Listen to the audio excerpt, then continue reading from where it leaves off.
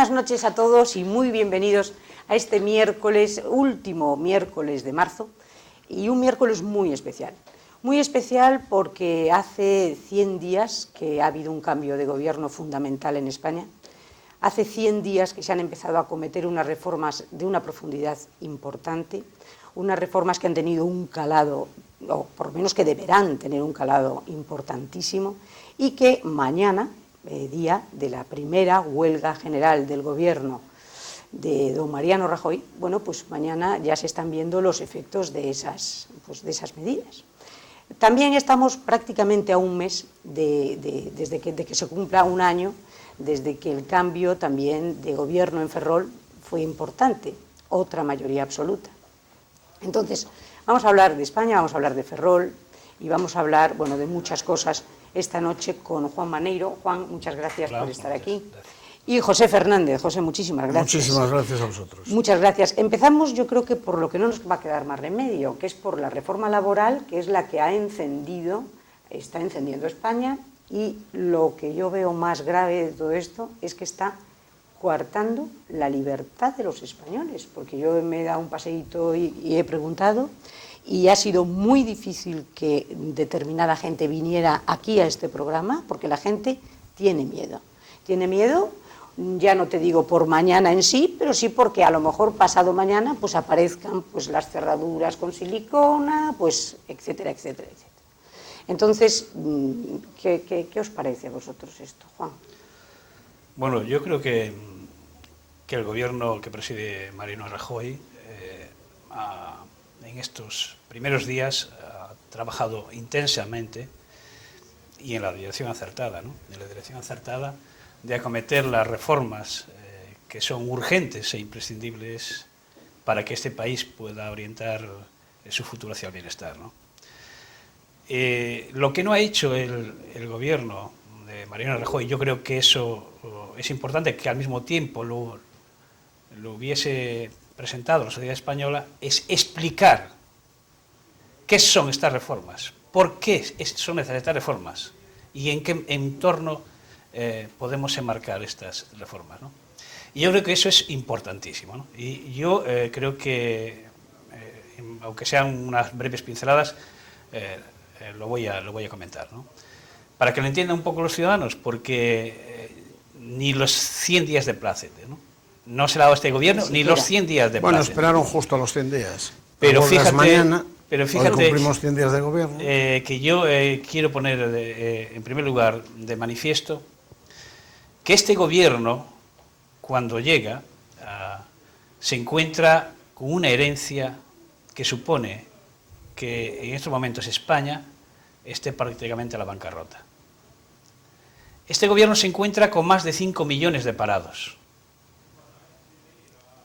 Se encuentra con que tiene un déficit público enmascarado importantísimo, que tiene una economía deficitaria, que estamos ya en una economía de recesión, que tiene un balance terrible, y es que en los 2 últimos años España ha perdido 70.000 empresas. 70.000 empresas han desaparecido. En ese mismo tiempo, en los 2 últimos años, más de 200.000 universitarios españoles tuvieron que abandonar España porque no tenían perspectivas para buscar un puesto de trabajo. Y el peor de todo esto es que la inercia es que lleguemos cerca de los 6 millones. Y en ese momento y en ese entorno o se acometen medidas o si no ponemos rumbo a Grecia. Rumbo a Grecia. Y la situación de Grecia, a pesar de que es realmente mala, todavía tiene un margen importante para empeorar. Empeorar con su salida, lógicamente, del euro y de la Comunidad Europea, con lo cual prácticamente se va a ir a la bancarrota, ¿no? Por lo tanto, a mí me parece que es necesario, y eso no lo ha hecho el gobierno, explicarles a estos señores que estos 5 millones de parados son una herencia que recibe del pasado. Y que esta situación de que el país está viviendo del crédito, que estamos viviendo de prestado, que para pagar las pensiones tenemos que recibir el dinero que nos llega de fuera, para pagar a los funcionarios, para pagar al desempleo, para pagar las infraestructuras, para pagar la sanidad, la educación. Es decir, vivimos de prestado. Y si no hacemos estas reformas, el mercado. ¿Quién es el mercado? Los que realmente nos dan crédito. Es decir, las grandes potencias europeas, Alemania, Francia, y el Banco Central Europeo, y los bancos comerciales y las bancas que nos hacen llegar los dineros. Porque a mí me hace gracia que cada semana, esta semana, es que hemos colocado 2.800 millones de deuda pública, no sé cuánto. No, señores, nos hemos endeudado en 2.800. Y cualquier ama de casa sabe que si sale más de lo que entra, al final vamos a la bancarrota. Sí. Y si queremos evitar eso, si queremos evitar que dejemos de prestar, que las prestaciones sociales, que el desempleo, que las pensiones, que suceda lo que está sucediendo, eso sí que son recortes. Eso sí que es lo que está sucediendo en Grecia y lo que va a suceder en Grecia y en otros países. Por lo tanto, esto primero era necesario. Era necesaria esta reforma, la reforma laboral y las demás reformas, las que se han hecho y las que quedan por hacer, que luego si queréis hablamos de ellas. Y en este caso, tú estás diciendo explicarle a la gente. Yo creo que la gente lo entiende mejor que los sindicatos. Yo creo que aquí en este momento la postura de los sindicatos es fundamental porque los grandes perjudicados de esta reforma laboral son fundamentalmente los sindicatos, porque se les va a restar mucha, bueno, ya no solo protagonismo, sino manejo en los bienes públicos. Entonces, ¿cómo veis vosotros en este momento el papel de los sindicatos en España? De los dos sindicatos, comisiones y UGT. Bueno, USO también lo convoca. USO también lo convoca. Bueno, pues de los sindicatos. Mañana, además, en Madrid creo que hay 25 manifestaciones distintas, unas por unos motivos y otras por otros. Vamos a ver, nosotros estamos hablando aquí de un derecho constitucional. Esto hay que ponerlo por sentado porque lo sabemos por activa y por pasiva. Los sindicatos han optado a hacer una huelga en un momento que unos nos puede parecer, hombre, un poco apresurada, pero como tú dices, están defendiendo unos valores que ellos tienen y que creen que es desacertada la reforma laboral y que el despido con los 20 días y todas las consecuencias que trae esta reforma laboral para ellos no es suficiente. ¿Qué puedo pensar yo como ciudadano español? Yo como ciudadano pienso que habría que darle un margen de confianza al gobierno para que demuestre que esto, como bien apuntó Juan Maneiro, era necesario. Es decir, la reforma hay que hacerla. Es decir, los 5 millones de parados son insostenibles, porque no tenemos dinero, efectivamente, para pagar a tantos millones de parados. Es más, lo dramático es que hay más de 1,5 millones de familias que no entra ya un duro en ningún miembro de la familia. Esto quiere decir que el problema más grande es que al no tener dinero, el gobierno, ni siquiera para sus gastos más apremiantes, tú apuntabas y hay unas macrocifras que son tremendas, a lo mejor me puedo equivocar en algo, pero es que me quedaron un poco grabadas, ¿no? Nosotros debemos más de 735.000 millones de euros. España debe más de 735.000 millones de euros, que eso pasado pesetas debe ser tremendo. En los últimos 3 años, más de 300.000 de endeudamiento. Este año vamos por 90.000 millones de endeudamiento de euros. Y como dice Juan, esto lo debemos todos. Tenemos a las próximas 3 generaciones endeudadas. Cada ciudadano español debe 17.000 o 20.000 euros. Quiere decir esto, que si no hay dinero, algo habrá que hacer. Reforma laboral, reforma económica, reforma financiera. Aquí, si no fluye el crédito, ya pueden hacer los sindicatos huelgas, ya podemos eliminar esa reforma laboral, ya podemos hacer lo que queramos, que aquí no se puede crear trabajo. Porque las empresas, las pequeñas y medianas empresas, que yo lo de medianas, en fin, también entrarán ahí, porque las grandes empresas es un 3% de las empresas españolas. Las que están cerrando, desgraciadamente, es la parte del otro 97%. Sí. Pero es que pensar que el 75% de las empresas españolas no pasan de 3 empleados. 3 empleados que son los del comercio, los de la pequeña carpintería, son pequeñas empresas o microempresas, porque dentro de las empresas se llaman los autónomos. Entonces, toda esta gente, yo entiendo, toda esta gente que formamos parte de esas pequeñas empresas, yo entiendo que tendremos una manera de valorar la huelga diferente a los que puedan pertenecer a las grandes empresas englobadas en lo que se llama la SEPI. Yo entiendo que las centrales sindicales tienen el derecho constitucional y nada que decir en cuanto a hacer una huelga. Lo que pasa es que lo ideal sería que también se respetase el derecho constitucional del que quiere ir a trabajar. Una pregunta que os voy a hacer. ¿Por qué en 30 y tantos años que llevamos de democracia, ni un solo partido, y han gobernado, tanto el Partido Popular como el Partido Socialista, con mayoría absoluta, ha sido capaz de coger el toro por los cuernos y de sacar de una vez por todas una ley de huelga que garantice que a mí me van a respetar mi libertad. Y yo, por supuesto, voy a respetar la libertad del señor que quiere manifestarse. O sea, claro que el derecho a manifestarse y el derecho a la huelga es un derecho constitucional, sí. Y también mi derecho a trabajar. Claro. Luego, ¿por qué los partidos políticos que tenemos no son capaces de dar un paso al frente, coger el toro por los cuernos y decir, señores, ley de huelga, ya? Porque en este momento, ¿por qué me están garantizando Fomento el 30%, hablando de servicios mínimos, el 30% de los transportes públicos? ¿Cómo el 30%? Y si quiere ir toda la población a trabajar, ¿qué pasa? O sea, me tendrán que garantizar el 100%. Es decir, es una ley que está ahí y que no se atreve nadie a cometer. ¿Por qué? Porque tanto unos como otros terminan al final pasteleando con los sindicatos.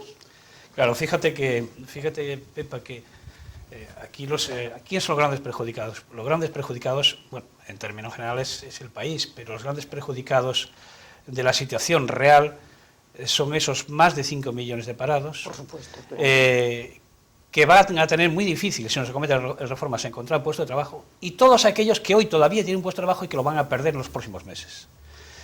Entonces, esta reforma lo que plantea es que la prioridad absoluta de este país es crear empleo. ¿Y quién crea empleo? Las empresas. Quien crea empleo es las empresas. Esta reforma laboral debería haberla leído todos los españoles. Y yo creo que la gran mayoría de los españoles ni siquiera se han leído esta reforma laboral. Porque la reforma laboral plantea, sobre todo, cómo acabar con el absentismo. Y los sindicatos saben muy bien dónde están el absentismo. Plantea cómo aumentar la productividad. España es el país de Europa que trabaja más horas, pero es el que menos productividad tiene. Es decir, cómo aumentar la productividad. La reforma laboral plantea cómo acabar con el fraude del desempleo que genera corrupción y chiringuitos. Es decir, en definitiva, esta reforma lo que plantea es que las empresas españolas que compitan en el mercado único tengan las mismas condiciones o parecidas que sus competidoras. Si eso es así, esos chicos que hoy están en el paro y mañana los que se pueden quedar en el paro, tienen posibilidades de recuperar su empleo. Porque, lógicamente, yo creo que habría que hacer incluso una pequeña, aunque tengamos poco tiempo, una pequeña labor pedagógica. Porque si a alguien le preguntan en la calle, ¿tú qué crees que es una empresa? Porque, claro, todos conocemos una empresa. Pues, hombre, una empresa es el que nos facilita la ropa, el calzado, el trabajo, el coche, la sanidad, la educación. Entonces, es una empresa. Sí, claro, pues es cierto, todo eso está muy bien. O sea, eso está muy bien. Nos facilita los bienes y servicios que necesitamos para vivir. Vale. Pero una empresa es, sobre todo, un ente que crea puestos de trabajo, que desarrolla el conocimiento y las tecnologías y que paga sus impuestos para que se financien los servicios públicos. Es más, en estos momentos el índice de bienestar de las sociedades modernas se mide por, como decía antes José, por el número y grado de competitividad de sus empresas. Tanto que hay verdaderas batallas fiscales para poder atraer las empresas a sus territorios. Claro. Incluso en España, Navarra, País Vasco, Cataluña, que no es precisamente el caso de Galicia, que tenía que trabajar más en serio. Pero la reforma es precisamente para que las empresas puedan competir. Y si pueden competir, tendrán cuota de mercado para poder dar puestos de trabajo, para crear puestos de trabajo y generar empleo. Pero, y al mismo tiempo, y finalizo, porque a mí me hace mucha gracia que los sindicatos digan, oiga, que además los sindicatos parece que pasaban por ahí. Sí, claro. Oiga, pero si ustedes han pactado toda la política industrial y económica que han hecho los últimos gobiernos, ¿qué le van a imputar ahora a un gobierno que lleva 90 días? ¿Le van a imputar los más de 5 millones de parados, todos los chiringuitos que están montados? Porque en el fondo, aquí lo que se plantea con esta reforma, es un cambio cultural. Es un cambio del amiguismo, del enchufismo, del chiringuito, a un cambio del mérito, de la competitividad, de ser un país de primera, no de tercera. Bien, pero yo creo que eso que tú dices que hay que hacer pedagogía, yo creo que la gente lo ha entendido perfectamente. La gente lo sabe. Yo estoy convencida. ¿Y sabes por qué? Porque yo estoy convencida de que en España la huelga será un fracaso. Sería un fracaso, siempre y cuando le garantizaran al español que puede ir a trabajar libremente. Porque yo por lo que... Entonces el problema no está en hacerle pedagogía al ciudadano. El ciudadano sabe de sobra, Juan, y de hecho está en contra, por lo menos el ciudadano que yo me he encontrado, la gente que trabaja en una tienda, la gente que trabaja en una peluquería, la gente que está diciendo, yo querría venir, pero me da miedo ir. Es decir, al que habría que hacerle una no sé qué, una labor de pedagogía también, lo vamos a dejar ahí mejor, para no pincharnos, es a los sindicatos, que son los que están jugando, a mi juicio, un mal papel en esto. Porque que dejen libertad y que no amenacen, ya verás tú cómo esa huelga a lo mejor es un fracaso. Pero entonces, ¿qué podemos hacer los ciudadanos de a pie, que queremos ir mañana a trabajar y que nos dicen, oye, mira, para evitar líos, vete a la playa? ¿Qué se puede hacer?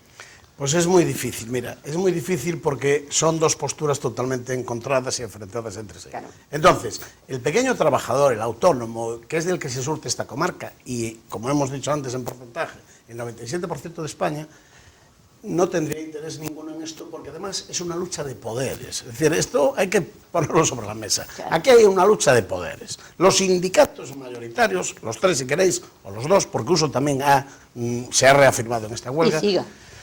Bueno, ¿no? ya, pero eso ya son sindicatos minoritarios, sí, ¿no? sí, Hablamos de los están tres. ahí, ¿no? Sí, pero sí, claro, en yo Galicia. estoy de acuerdo con lo que dice José, y te dejo ya, porque aquí que realmente el tema del pulso, el poder, Claro. el poder de este Claro. país, es un poder, Claro. está en manos de Méndez, o sea, de UGT y de Fernández Toxo. Porque, por ejemplo, la CIGA, yo creo que a mí me gusta decir las cosas, la CIGA, acertado o equivocado, lleva muchos años y meses con un gobierno o con otro gobierno, sea cual sea el color del gobierno, defendiendo lo que él cree, acertado o no, y se manifiesta en la calle por Astano y por el mantenimiento de la ría y por el puerto exterior y por el naval. En algunas manifestaciones de esas yo en los últimos años no he visto a comisiones obreras. El bloque Bueno, siendo Fernando Blanco conselleiro de Industria de Galicia, convocó en la universidad una conferencia en pro del naval al que yo he asistido. Por todo lo que sea por Ferrol y por el naval y por todo, asistes. Otra cosa es la huelga. Por eso digo, es, como digo, del César. Ahora, es una lucha de poder. Claro. La CIGA además está suscrita y circunscrita a Galicia, entonces yo hablaba de los mayoritarios. Son comisiones y UGT. Efectivamente. Después los demás. Y Uso también está ahí, que también es nacional. La CIGA es del país gallego, pero no es del país España. Entonces, yo digo que la lucha de poder